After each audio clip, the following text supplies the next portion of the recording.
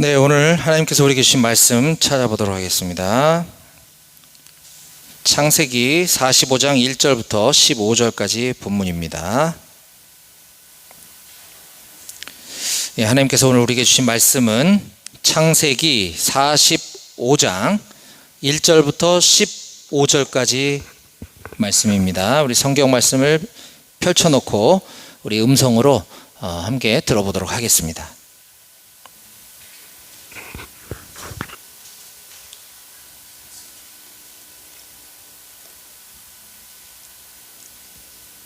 제45장. 요셉이 시종하는 자들 앞에서 그 정을 억제하지 못하여 소리질러 모든 사람은 나에게서 물러가라 하고 그 형제들에게 자기를 알리니 그때 그와 함께한 다른 사람이 없었더라. 요셉이 큰 소리로 우니 애국 사람에게 들리며 바로의 궁중에 들리더라. 요셉이 그 형들에게 이르되 나는 요셉이라. 내 아버지께서 아직 살아계시니이까? 형들이 그 앞에서 놀라서 대답하지 못하더라. 요셉이 형들에게 이르되 내게로 가까이 오소서. 그들이 가까이 가니 나는 당신들의 아우 요셉이니 당신들이 애굽의 판자라. 당신들이 나를 이곳에 팔았다고 해서 근심하지 마소서. 한탄하지 마소서. 하나님이 생명을 구원하시려고 나를 당신들보다 먼저 보내셨나이다. 이 땅에 2년 동안 흉년이 들었으나 아직 5년은 밭갈이도 못하고 추수도 못할지라. 하나님이 큰 구원으로 당신들의 생명을 보존하고 당신들의 후손을 세상에 두시려고 나를 당신들보다 먼저 보내셨느니, 그런즉 나를 이리로 보내니는 당신들이 아니요 하나님이시라. 하나님이 나를 바로에게 아버지로 삼으시고 그 온 집의 주로 삼으시며 애굽 온 땅의 통치자로 삼으셨나이다. 당신들은 속히 아버지께로 올라가서 아뢰기를 아버지의 아들 요셉의 말에 하나님이 나를 애굽 전국의 주로 세우셨으니 지체 말고 내게로 내려오사 아버지의 아들들과 아버지의 손자들과 아버지의 양과 소와 모든 소유가 고센 땅에 머물며 나와 가깝게 하소서. 흉년이 아직 5해가 있으니 내가 거기서 아버지를 봉양하리이다. 아버지와 아버지의 가족과 아버지께 속한 모든 사람에게 부족함이 없도록 하겠나이다 하더라고 전하소서. 당신들의 눈과 내 아우 베냐민의 눈이 보는 바 당신들에게 이 말을 하는 것은 내 입이라. 당신들은 내가 애굽에서 누리는 영화와 당신들이 본 모든 것을 다 내 아버지께 아뢰고 속히 모시고 내려오소서 하며 자기 아우 베냐민의 목을 안고 우니 베냐민도 요셉의 목을 안고 우니라.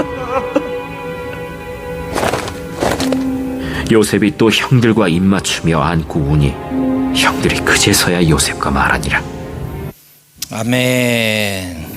네, 뭔가 되게 감동적인 장면이 우리 귀에 들리죠? 그런가요? 예, 오늘 말씀 한번 살펴보도록 하겠습니다. 그 전에 우리 또 일주일 동안 또 각자의 부대에서 각자의 임무에 따라 또 국방의 의무를 다하느라 우리 수고한 우리 서로를 바라보면서 우리 반갑게 이렇게 인사했으면 좋겠습니다. 하나님께서 하셨습니다 라고 우리 인사할까요? 시작.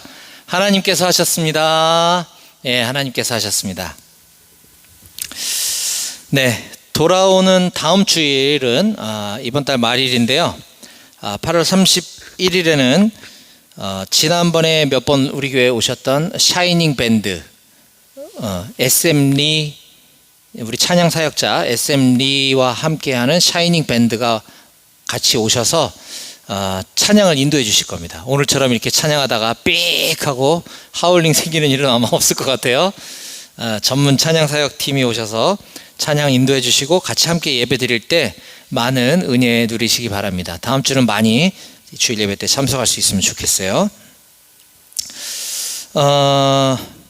지난번에 우리는 창세기 연속 강해 설교를 쭉 이렇게 이어오다가 지지난주에는 제가 키르기스스탄에 단기 선교를 갔다 오는 바람에 경기도 양주의 오직예수교회에서 오셔서 우리 이경재 목사님이 말씀을 전해 주셨죠. 그리고 지난주는 제가 이제 귀국하고 바로 그 다음날 주일이라서 제가 그 선교지에서 받은 은혜와 함께 복음서 말씀을 가지고 하마 악수 개유라고 하는 제목의 말씀을 함께 나눴습니다. 하나님이신 그분이 이 땅에 내려오셔서 하마 악수, 정말 죄투성이인 우리들과 정말 어렵고 힘들고 연약한 사람들을 찾아가셔서 손을 잡아주시고 또 아픈 사람 환부에 손을 대어주시며 악수, 개유, 병 낫기를 기원해 주셨을 뿐만 아니라 죄인인 우리들에게 영원한 상급, 천국의 복음을 전해주신 분, 바로 예수 그리스도에 관한 이야기를 우리 함께 나눴죠. 그래서 우리는 지난주까지 쭉 나눴었던 창세기 강해 설교 말씀을 오늘 계속 이어가려고 합니다. 자, 그 전에 우리가 두 주를 다른 설교를 들었었기 때문에 지금 오늘 우리가 들었던 창세기 45장은 어떤 맥락에서 나온 이야기인지 좀 줄거리를 알아야 오늘 본문을 이해하는 데 도움이 될 것 같아서 제가 그 앞에 있었던 지금 간략한 이 사건들을 정리해서 먼저 짚고 그리고 오늘 본문 말씀을 살펴보도록 하겠습니다. 지난번에 창세기 44장 14절에서 34절까지 본문을 가지고 우리는 변호사이며 중재자이신 예수님이라는 제목으로 말씀을 함께 나눴습니다. 변호사이며 중재자이신 예수님. 자, 애굽, 이집트를 비롯한 지금 전 세계에 극심한 가뭄이 2년째 지속되고 있습니다. 먹을 양식이 없어서 굶어 죽는 사람이 속출하고 있는 이때에 저 이집트라고 하는 나라에 가면 먹을 양식이 있다더라, 양식을 판다더라 라는 소식을 듣고 야곱의 아들들이 애굽에 가서 먹을 양식을 사러 갔다가 그곳 총리로부터 간첩이라는 혐의와 또 절도죄라고 하는 범죄 혐의를 받게 되었습니다. 자, 그런데 우여곡절 끝에 이번에 다시 먹을 양식을 구하러 두 번째 애굽을 찾아갔던 이 야곱의 아들들은 지난 1차 방문 때에 그 누명을 벗고 먹을 양식도 사가지고 아주 기분 좋게 집으로 향하고 있었습니다. 자, 그렇게 애굽을 출발해서 아버지 야곱이 계시는 내 집, 내 고향으로 돌아가던 순간 갑자기 애굽 총리의 청지기가 쫓아와서는 총리가 국정을 수행하는 데 사용하는 아주 귀한 은잔을 도둑 맞았다라고 하며 압수수색 영장을 들고 찾아옵니다. 형제들의 짐을 수색한 결과 11명의 형제들이 갔다 왔는데 그 중에 막내 동생인 베냐민의 가방에서 그곳 애굽 총리의 국정 수행에 필요한 물건인 은잔이 발견됩니다. 그런데 베냐민은 그걸 훔칠 사람이 아니고 훔친 적도 없습니다. 그런데 어떻게 베냐민의 가방에 그것이 들어 있었을까요?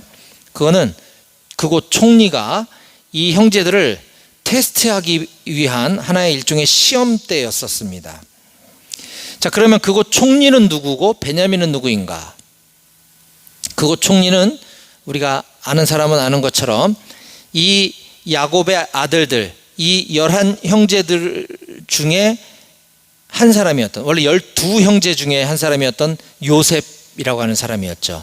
이 요셉은 이 베냐민을 제외한, 베냐민이 태어나기 전에 이 10명의 형들로부터 온갖 시기와 질투를 받아 이 10명의 형들이 당시 막내 동생이었던 요셉을 외국 노예 상인들에게 노예로 팔아넘겼어요. 자기 동생을.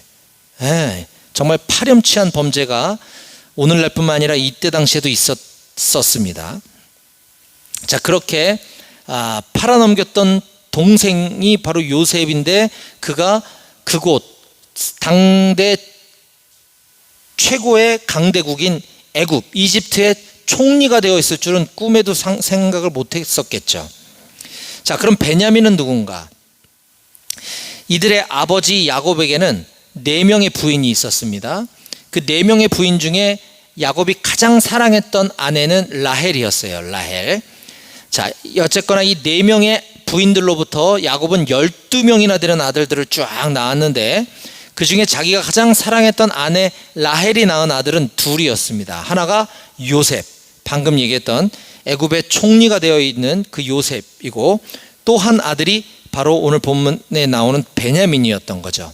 즉 요셉의 입장에서 보면 10명의 형제들은 다 배 다른 형, 어머니가 다른 형들이고 또 자기를 팔아넘긴 철천지 왼수 같은 형들인 것이고, 자기의 친혈육, 어머니와 아버지가 모두 같은 형제는 베냐민이 유일했던 거죠. 자, 그러니 아버지의 입장에서 한번 봅시다. 아버지는 지금 12명의 아들이 있었는데 그 중에 한 명은 행방불명되어 사망한 것으로 추정되는 거죠. 그런데 자기가 가장 사랑하는 아내가 낳은 2 아들 중에 이제 하나 남은 게 바로 베냐민이었단 말입니다. 그러니까 아버지가 이 베냐민을 얼마나 애지중지하며 키웠을지 우리가 충분히 유추해 볼 수가 있습니다. 그런데 이 형제들이 1차로 애굽에 먹을 양식을 구하러 갔었을 때 그때 간첩 혐의를 받았다 그랬잖아요. 자, 자신의 무고함을 항변하기 위해 우리는 간첩이 아닙니다. 우리는 간첩 훈련 받은 적도 없고 우리는 그저 평범한 한 아버지 밑에서 자란 형제들에 불과합니다. 원래 우리 형제가 12명이었는데 한 명은 예전에 없어졌고, 거짓말 치는 거죠. 한 명은 없어졌고 나머지 한 명은 지금 집에 남겨두고 우리 10명이 온 겁니다. 우린 다 형제입니다. 이렇게 이야기를 어필을 하자 이 총리가 그러면 좋다. 너희가 간첩이 아니라는 걸 입증하기 위해 그렇다고 한다면 집에 두고 왔다는 그 막내 동생을 한번 데리고 와봐라. 그러면 내가 너네가 간첩이 아니라는 걸 인정해 주마 라고 이야기를 합니다. 그래서 집으로 돌아온 이 형제들은 아버지를 설득했지만 아버지는 베냐민을 보내고 싶지 않았죠. 왜냐하면 예전에도 그와 비슷하게 형들한테 보냈다가 요셉이 없어져 버렸거든요. 행방불명됐거든요. 죽었거든요. 죽은 줄 알고 있는 거죠. 그런데 이제 남은 이 막내까지도 너희가 데려가려고 하니 차라리 나보고 죽으라 그래라. 이렇게 아버지가 절대 안 된다라고 반대를 하지만, 그렇게 되면 우린 먹을 양식을 구해올 수도 없고 지금 그곳에 볼모로 잡혀온 시므온도 데려올 수가 없습니다. 저희가 책임지고 꼭 데려올 테니 베냐민을 데리고 가게 해주세요라고 아버지를 설득한 끝에 어렵게 베냐민을 데리고 지금 애굽에 2차 방문을 하게 된 거예요. 그런데 지금 이 베냐민이 총리의, 겁도 없이 총리의 물건에 손을 댔다 걸린 거죠. 진실은 그게 아니라 하더라도 지금 사건은 그렇게 흘러가고 있는 것이죠.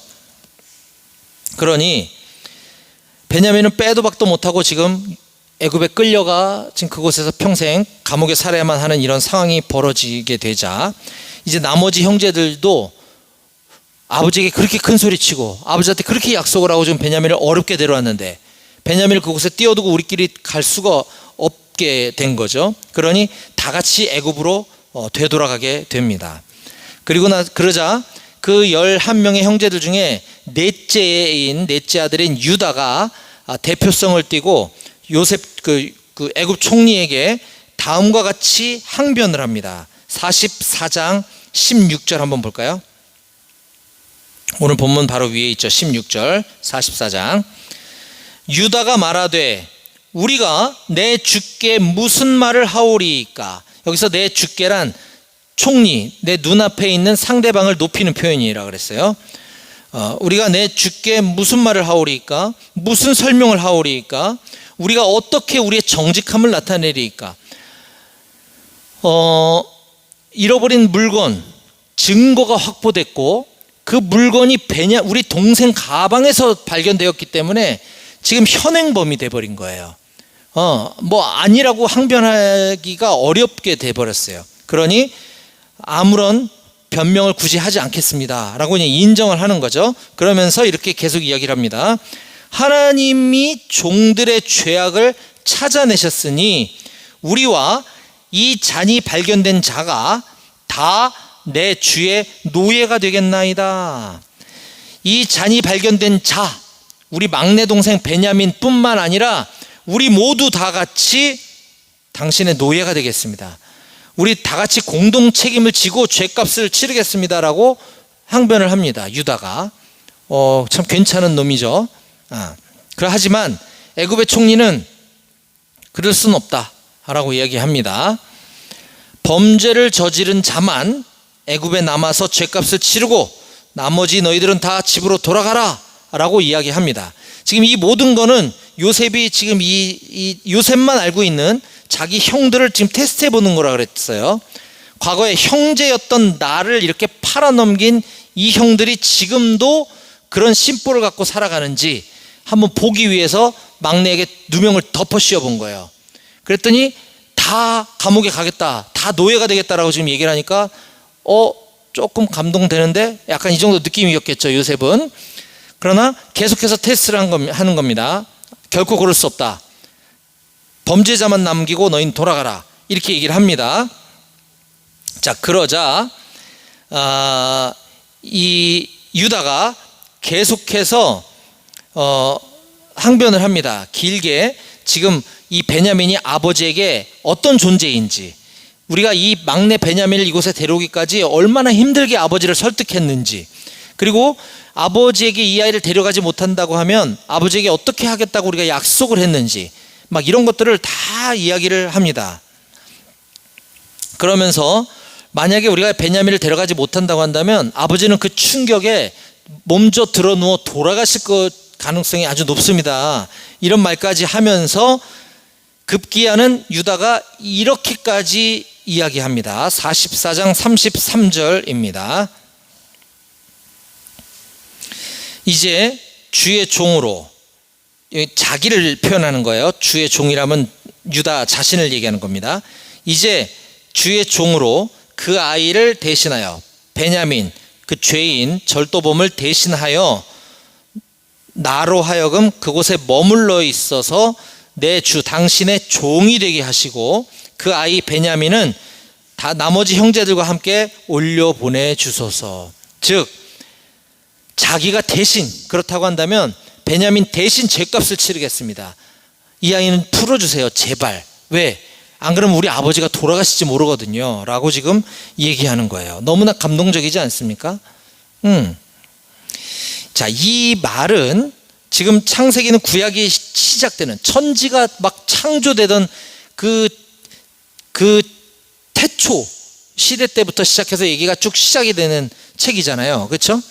그러면서 쭉 저기 말라기까지를 우리가 구약 시대라고 합니다. 이 긴 구약의 역사가 끝나고 예수님이 이 땅에 오셔서 신약 시대가 펼쳐지게 되는데, 이 구약의 시대가 끝나고 난 다음에 이제 오시게 될 메시아 예수님의 모습을 그림자처럼 미리 보여주는, 예표하는 장면이 바로 이 유다의 이 말에 담겨 있다라고 했어요.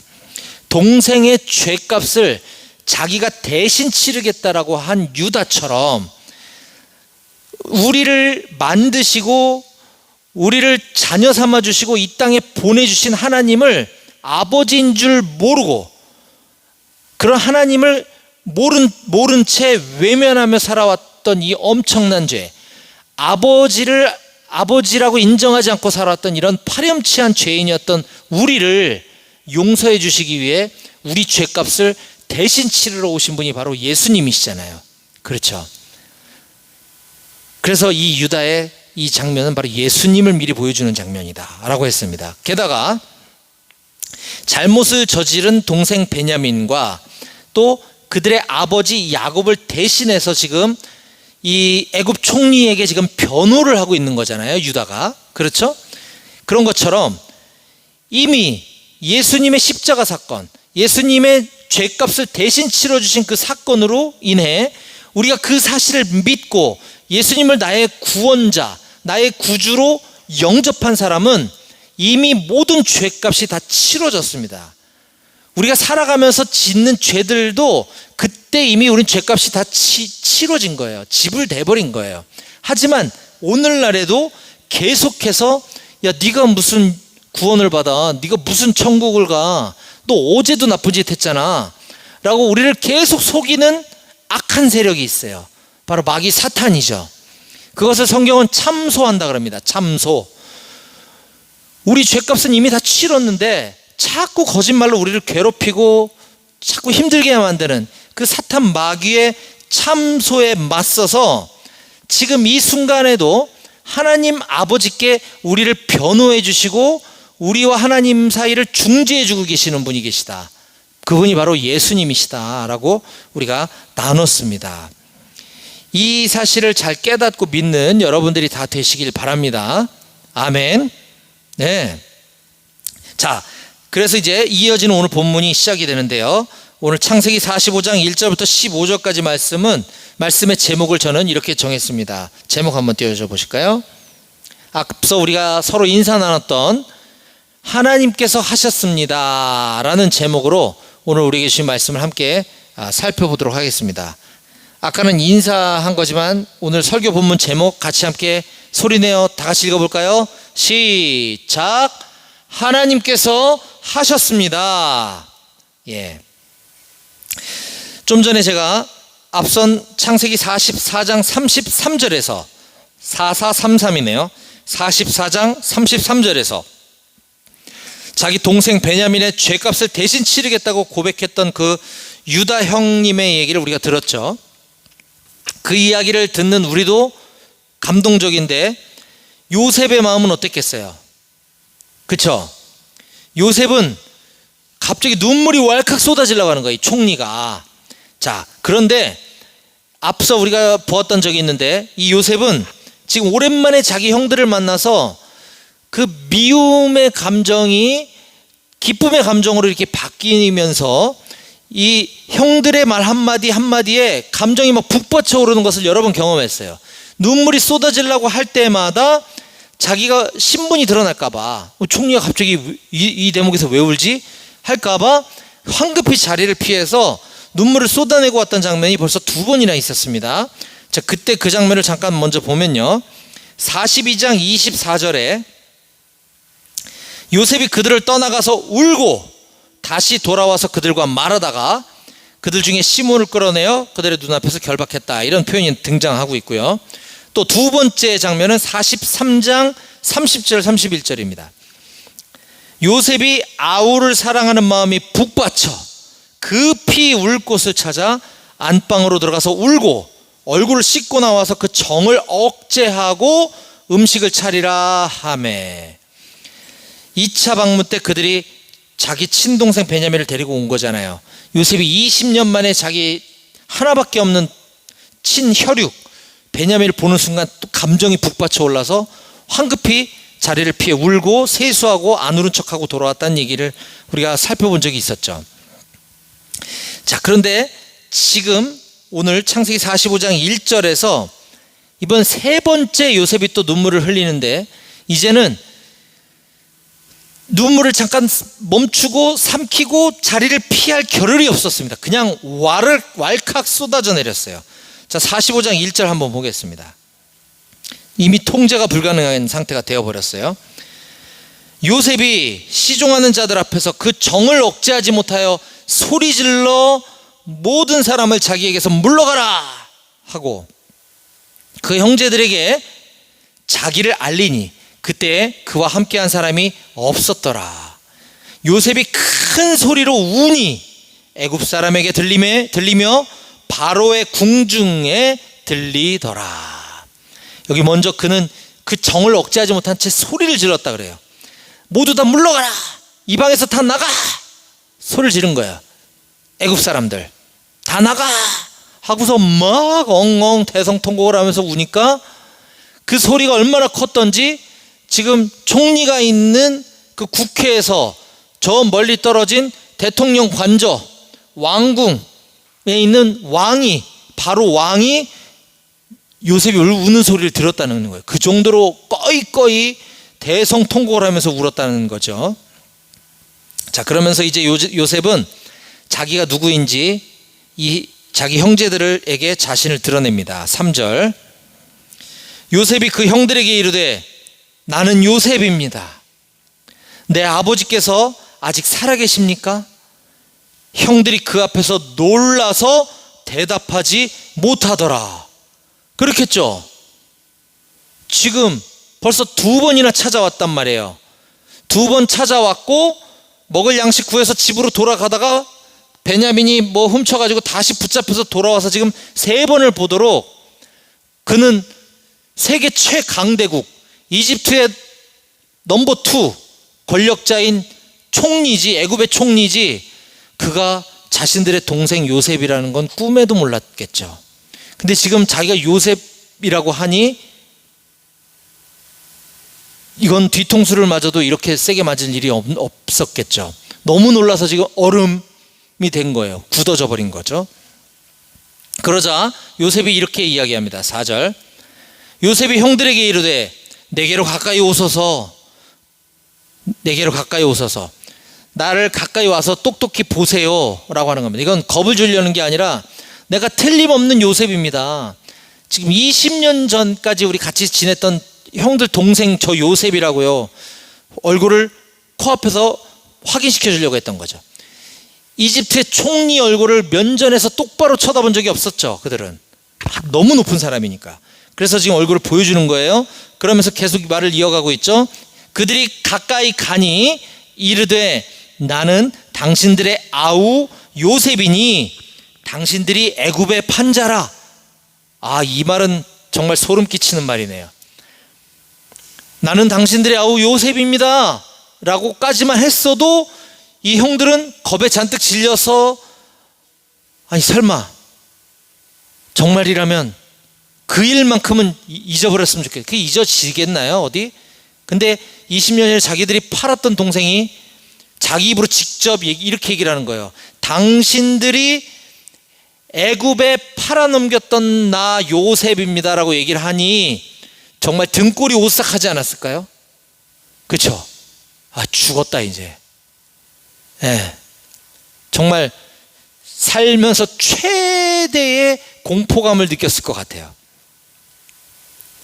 자, 그래서인지 요셉은 형들을 풀어주려고 굉장히 애를 씁니다. 5절, 당신들이 나를 이곳에 팔았다고 해서 근심하지 마소서, 한탄하지 마소서.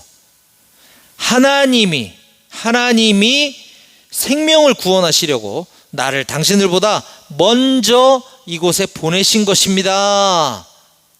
이게 뭔 소리야? 이게 뭔 소리죠?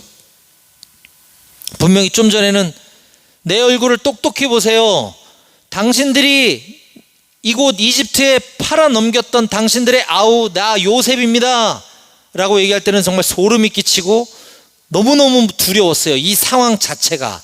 근데 지금 갑자기 근심하지 마세요, 그렇다고 해서 한탄하지 마세요.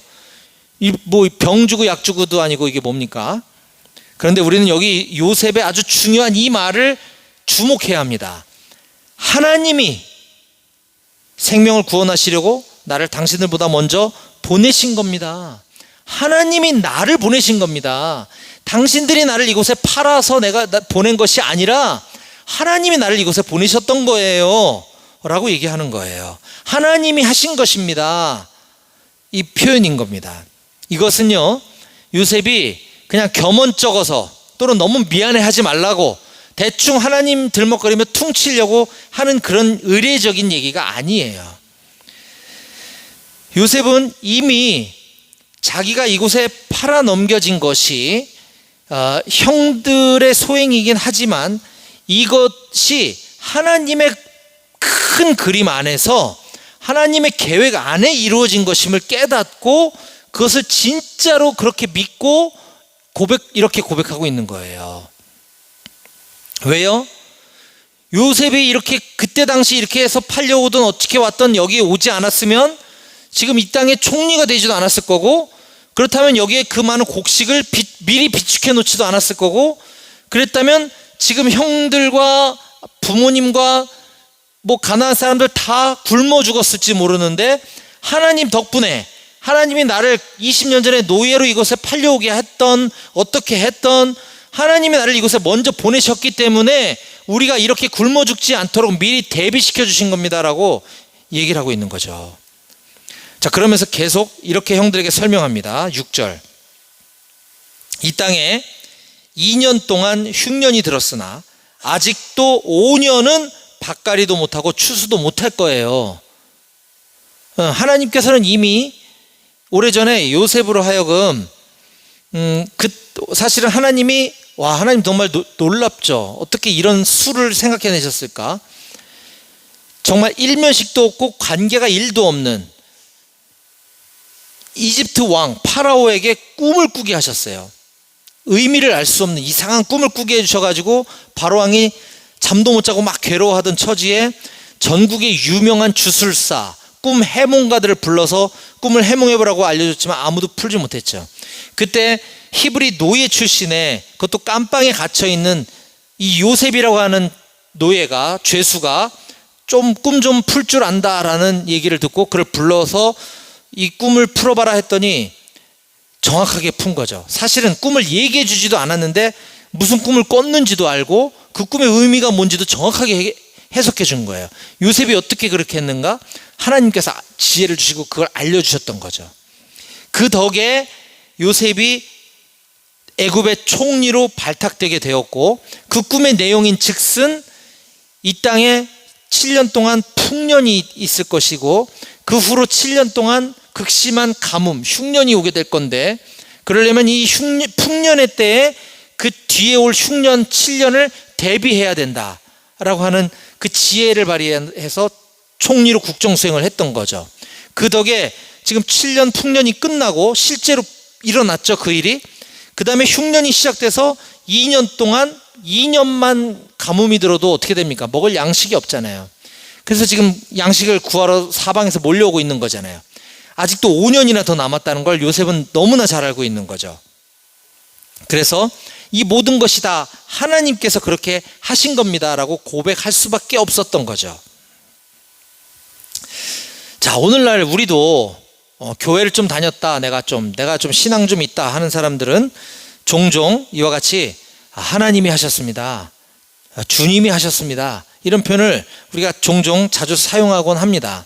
주로 어떨 때 그런 표현을 쓰는가 봤더니 소위 이제 뭐 사역이라고 하는 하나님의 일이 이렇게 아주 은혜롭게 잘 마무리되었을 때, 예를 들면 뭐 키르기스스탄 단기 선교까지 갔다 오시고 너무 대단하세요, 하나님이 하셨어요, 뭐 이렇게 얘기하잖아요 우리가. 그렇죠? 또는 뭐 또 좋은 일이 생겼을 때, 뭐 직장에서 승진을 하고 뭐 사업에서 대박이 났어, 축하드려요, 주님이 하셨어요, 뭐 이런 것처럼 우리가 어떤 좋은 일이 있거나 또는 힘들었던 일이 잘 문제가 해결됐거나 하나님의 일을 잘 은혜롭게 마무리했을 때 우리는 약간 겸손 모드로 하나님이 하셨습니다, 주께서 하셨습니다, 이런 표현들을 우리가 자주 사용하곤 하죠. 하지만 요셉의 이러한 고백은 자신의 겸손을 드러내기 위한 것이 아니었어요. 그는 진짜 이 일이 자기가 비록 형들 손에 의해 이 땅에 노예로 팔려왔다라고 하는 그 끔찍한 사건조차 하나님께서 하셨다라고 하는 그 기쁨의 고백, 감격의 고백을 믿음으로 할 수 있었던 것입니다. 저는 우리도 모두 다 그런 확신과 그런 믿음을 소유할 수 있게 되기를 간절히 소망합니다. 아멘. 네, 이어서 요셉은 그의 형제들에게 자기 자신에게 있었던 불행한 과거의 그 사건과 또 지금까지 자신을 어떻게 하나님이 인도해 오셨고 자기에게 일어났었던 여러 가지 사건들에 대한 원인을 하나님의 인도하심이라고 하는 키워드로 설명해 나갑니다. 형들한테 이 모든 것이 다 하나님의 인도하심이라는 거예요. 자, 7절 이하를 보겠습니다. 여기 반복되는 표현이 등장을 해요. 잘 보세요. 7절부터 9절까지 읽어드릴게요. 똑같은 표현이 계속 반복되는 걸 볼 수 있습니다. 7절. 하나님이 큰 구원으로 당신들의 생명을 보존하시고 당신들의 후손을 세상에 두시려고 나를 당신들보다 먼저 보내셨나니, 그런즉 나를 이리로 보낸 이는 당신들이 아니요 하나님이시라. 하나님이 나를 바로에게 아버지로 삼으시고 그 온 집의 주로 삼으시며 애굽 온 땅의 통치자로 삼으셨나이다. 당신들은 속히 아버지께로 돌아가서 아뢰기를, 아버지 아들 요셉의 말에 하나님이 나를 애굽 전국의 주로 세우셨으니 지체 말고 내게로 내려오라고 하세요 라고 얘기하고 있는 거죠. 자, 7절에도 하나님이 어쩌고 저쩌고 보내셨나니, 하나님이 보내셨나니, 8절에도 하나님이 어쩌고 저쩌고 통치자로 삼으셨나이다, 하나님이 삼으셨나이다. 9절에도 하나님이 어쩌고 저쩌고 세우셨으니, 하나님이 보내셨고 나를, 하나님이 나를 삼으셨고 하나님이 나를 세우셨다, 하나님이 하셨습니다, 하나님이 하셨습니다, 하나님이 하셨습니다라는 것을 계속 얘기하고 있는 걸 우리가 볼 수 있어요. 자, 그리고 나서 이제 10절부터 13절 말씀은, 자, 그러니 어서 빨리 집으로 돌아가서 아버지에게 나의 소식을 전해 주시고, 그리고 이제 앞으로 5년이 더 흉년이 계속될 거기 때문에 내가 지금 통치하고 있는 이곳 이집트, 이곳 고센 땅으로 이사 오셔서 아버지와 형들 모두 이곳으로 이사 오셔서 여기 먹을 것도 많이 있으니까 풍요롭고 행복한 여생을 사시도록 해라 라고 하며 형들에게 당부를 하는 장면이 쭉 10절부터 13절까지 기록되어 있습니다. 자, 그리고 나서 요셉은 오늘 본문 끝으로 이제 자기 친동생 베냐민을 부둥켜 안고 또다시 네 번째로 우는 모습을 보고 있고요. 또 그 다음에 20년 전에는 자기를 노예로 팔아먹었던 왼수 같은 놈들, 형들, 그것도 친형도 아니고 어머니가 다른 배다른 형들이었지만 이 원수들을 용서하고 화해하는 눈물을 또다시 왈칵 쏟아내는 요셉의 5번째 눈물 장면을 보이면서 오늘 본문이 끝나고 있습니다. 어떻습니까, 여러분? 오늘 이야기가 너무 감동적이지 않나요? 그렇지 않나요? 다른 사람을 용서한다, 이게 쉬운 일이 아닙니다. 그렇죠? 나를 힘들게 하고 괴롭게 하고 나를 미워했던 사람을 용서할 수 있어요, 여러분? 쉽지 않아요. 그렇죠? 심지어 우리 예수님께서는요, 원수를 용서해라 정도가 아니라 원수를 사랑하라고 가르치셨어요. 마태복음 5장 43절부터 45절에 예수님이 이렇게 가르치십니다. 또 내 이웃을 사랑하고 네 원수를 미워하라 하였다는 것을 너희가 들었으나 나는 너희에게 이르노니 너희 원수를 사랑하며 너희를 박해하는 자를 위하여 기도하라. 이게 가능합니까? 원수를 용서하는 것도 힘든데 원수를 사랑하라니요. 여러분, 이거는요, 내가 원수를 사랑해야만 돼 한다고 이게 되어지는 일이 아닙니다. 아무리 용을 써보세요. 그게 되나? 안 됩니다. 이것은 우리 안에 계신 예수님께서 그런 마음을 넣어주실 때만 그게 가능한 거예요. 예수님으로만 이것이 가능하다라고 하는 사실입니다. 사랑하는 여러분, 요셉의 지난 20년 동안의 세월의 삶은 그리 순탄하지 않은 삶이었어요. 아니, 순탄하지 않은 게 아니라 아주 비참하고 노예로 팔려오고, 정말 그곳에서 노예로 살다가 억울한 성폭행범 누명 쓰고 감방 갔다가 죄수로 살고, 정말 말도 못하는, 정말 예수 믿지 않는 사람들 같으면 정말 기구한 팔자라고 아마 자신의 신세를 한탄했어요. 이런 삶을 살았음을 우리가 보았죠. 그때는 미처 몰랐어요, 요셉이. 그러나 그 힘든 고난의 세월들이 다 하나님의 빅피처, 큰 그림 안에서 하나님께서 하나씩 이렇게 해오셨던 거구나 라고 했던 것을 요셉이 깨달은 거죠. 그제서야 그가 이런 고백을 할 수 있었던 겁니다. 하나님이 하셨습니다. 저는 우리 임마누엘 교회 모든 청년들이 이와 같이 나의 삶에 일어났었던 모든 기쁘고 슬프고 괴롭고 고통스러웠던 모든 사건들, 모든 순간순간들마저 하나님께서 하셨습니다 라는 믿음의 고백을 할 수 있게 되기를 바랍니다. 아멘. 예. 그런 믿음이 있다면 지금 나에게 벌어지고 있는 모든 일들도 하나님께서 하십니다. 앞으로 하나님께서 하실 것입니다. 라고 하는 이 믿음의 고백도 자연스럽게 우리의 확신이 되어 말할 수 있게 될 줄로 믿습니다. 저는 우리 여기 있는 우리 모두가 다 그런 믿음의 사람들이 다 되시기를 주님의 이름으로 간절히 축원합니다. 아멘. 기도하시겠습니다.